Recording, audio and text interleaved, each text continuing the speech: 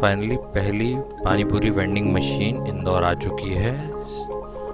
अब आप लोग आके ऑटोमेटिक पानी पूरी मशीन का मज़ा ले सकते हैं।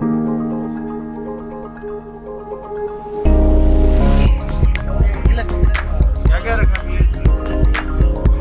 क्या? इसमें मीठी चटनी है। हाँ। इसमें दही। ये सब्जी के लिए, ये बतासे पानी पूरी के लिए ये दही पूरी। ये सूजी के बतासे दही पूरी में यूज करते हैं। और ये पानी पूरी में।